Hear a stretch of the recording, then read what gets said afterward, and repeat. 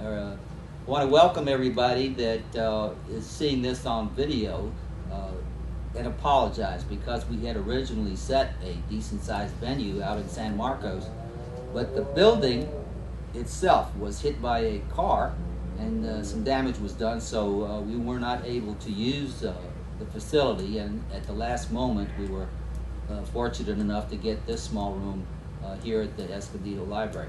So what we're going to do today, in preface, Duncan Hunter, when he walked away from the debate that was originally scheduled for tonight down in Rancho San Diego, said that he would not appear at any forum, anywhere, before the election.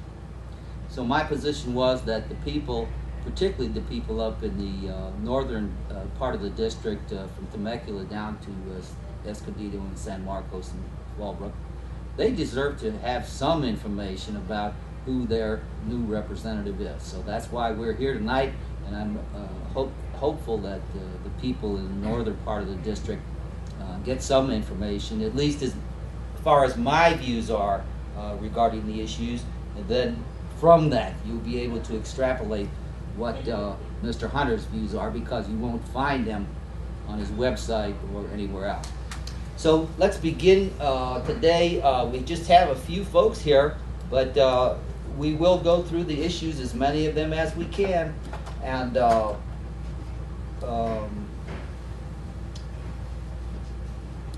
if anybody else comes in the meantime before we close down, we'll take their questions too. I hope that that the issues that matter to you are covered in the course of the time that we have.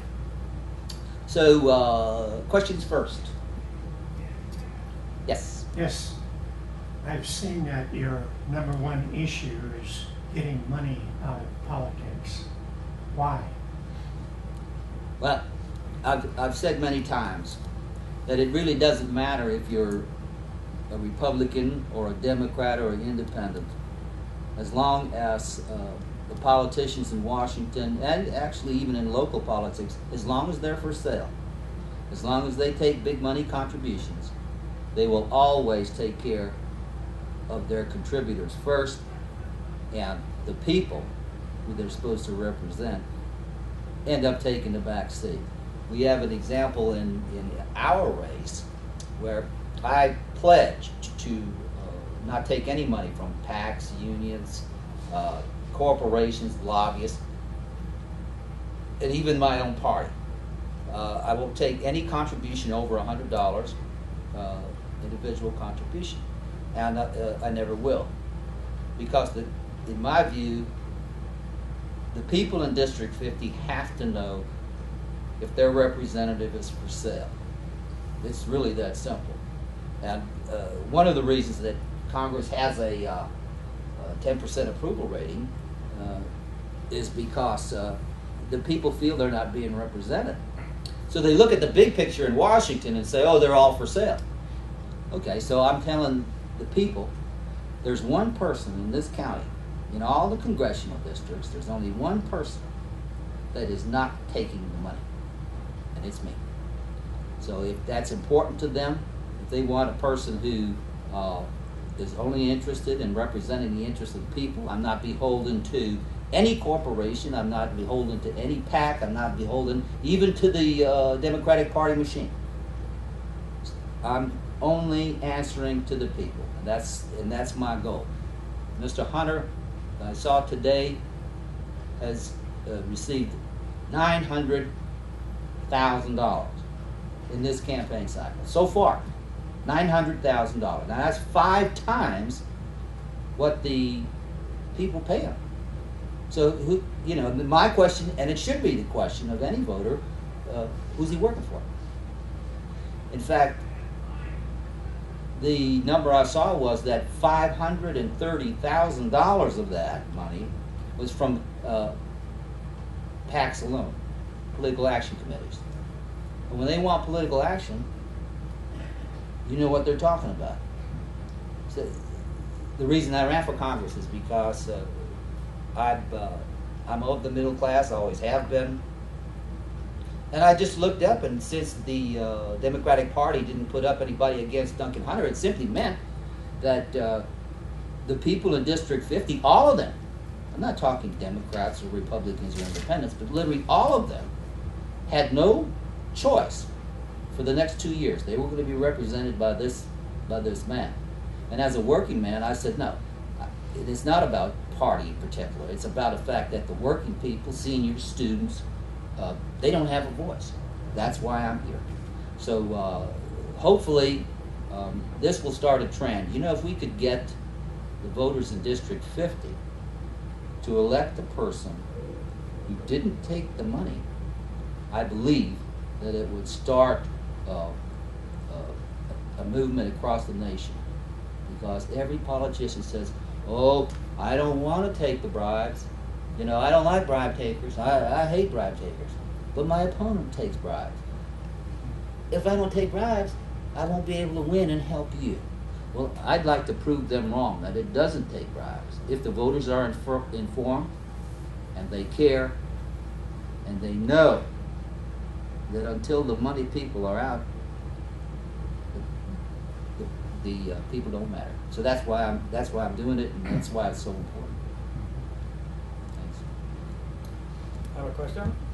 Mine is, they continue to say, and they've said all along, that the Bush tax cuts for the rich would create jobs. Now, if that's true, where are those jobs? That's a very good point. In 2001, when Mr. Bush took over, we actually had a surplus. We had a surplus in our budget. And he immediately, if you recall, was saying, now the first thing I want to do is give the money back to the people. They earned it, and all that sort of stuff. So the first tax cut came in. And then even after 9/11, he had a second tax cut in 2003. And so this, and by the way, 90% of those tax cuts went to the top 10% of the people. He didn't mention that. Like if I gave you, I said, I'm going to give everybody a tax cut, and you say, oh, wonderful, except that I'm giving you $10 and I'm giving her $1,000. He didn't bring up that part. But yes, the idea was that would help the economy and stimulate jobs. And I can tell you this, I've looked. The average increase per month during the Bush administration, the average job, what do they call it? The jobs added per month was 11,000 per month. So there has actually been a steady decline in jobs ever since 2001.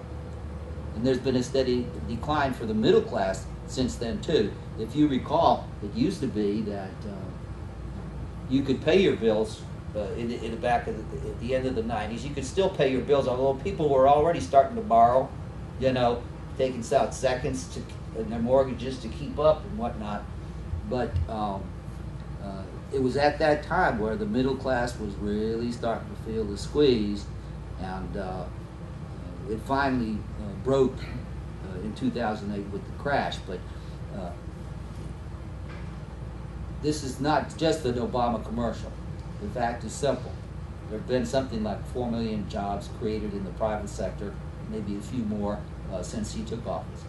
That's more jobs created, even under these conditions, than were created in the entire 8 years that George Bush was in office. So, yeah. Yes, I'm a senior living here in Escondido, and there are many seniors here, and we are concerned about the housing, the medical care, and the social services. And we'd like to know your position on those issues. Well, let's see. Let's take housing first.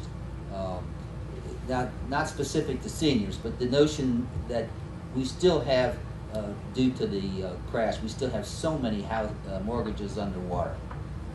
And what happened with the bank bailout, we made all these big banks whole. Nobody went to jail.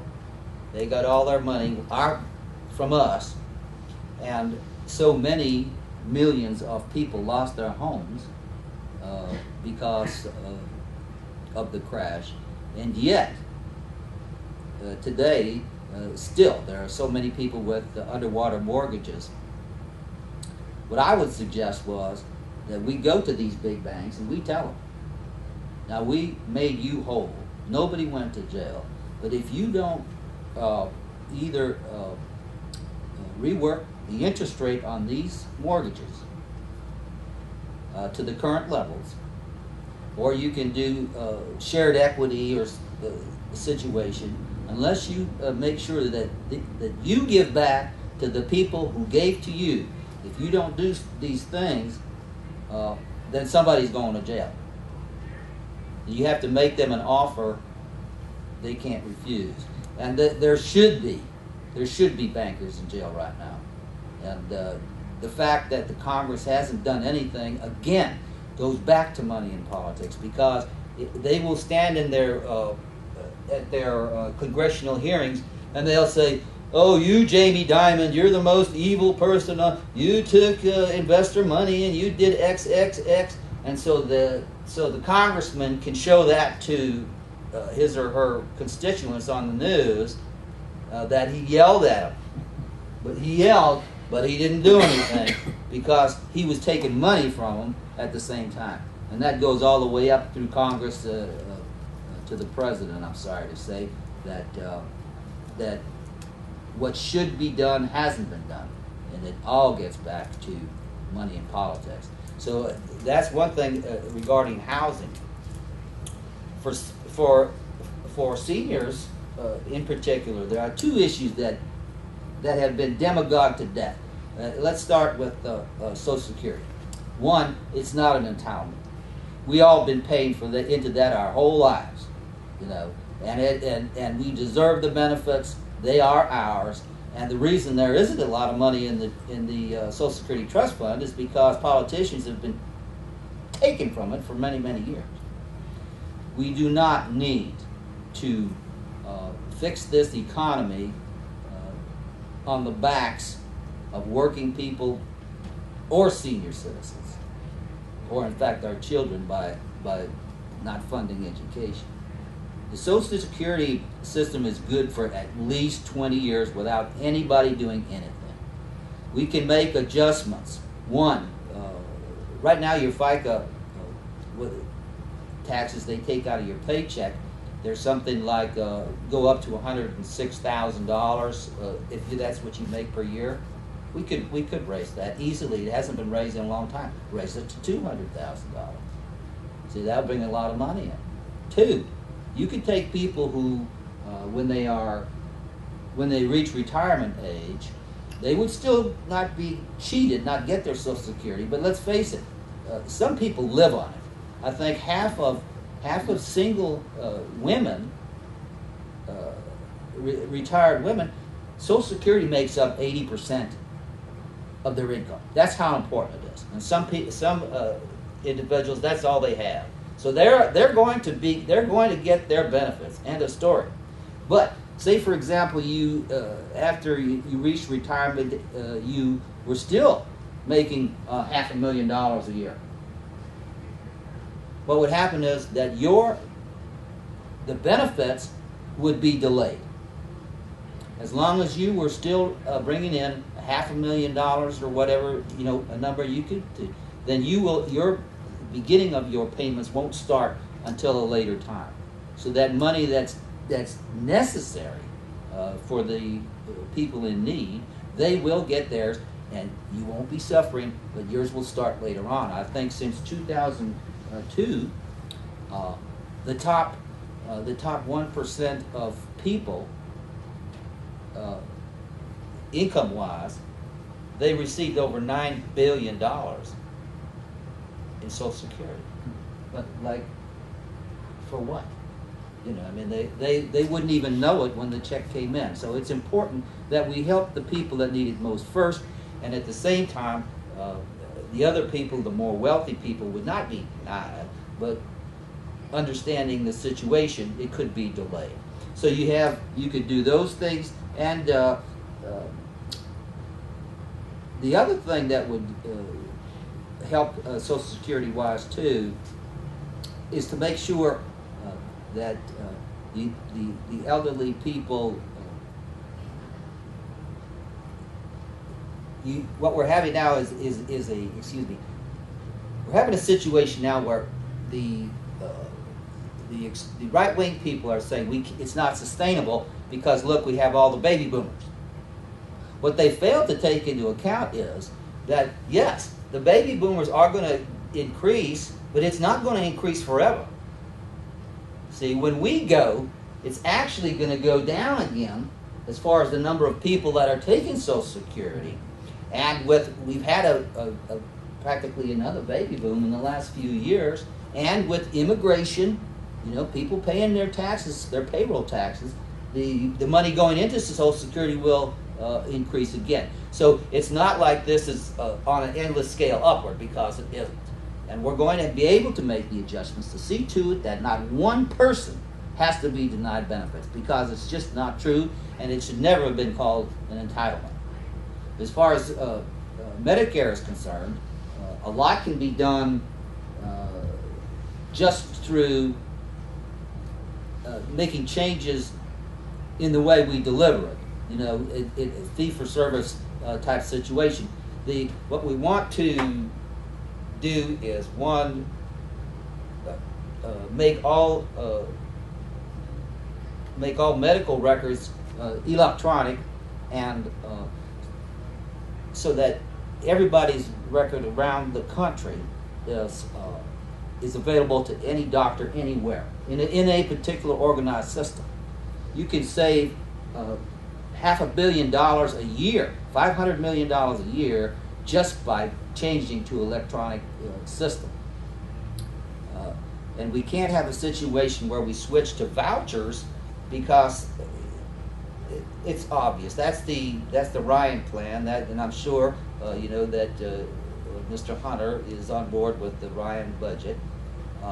They want to switch to a voucher program where they would give a person, I think the beginning would be $6,000. Say you're 65 and retired, they give you $6,000, and then you're supposed to go out on the open market and buy health insurance with $6,000. And not only that, it starts at $6,000, but each year it will go down.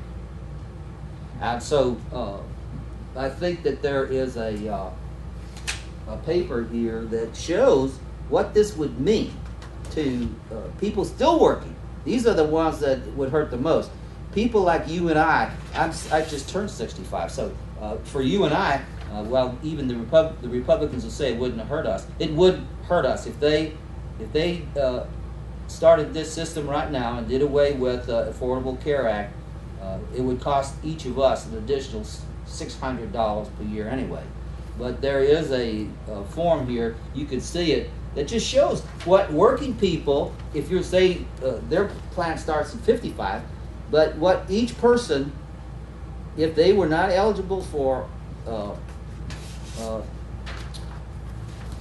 Medicare and they had a voucher program, what kind of money they would have to save in order to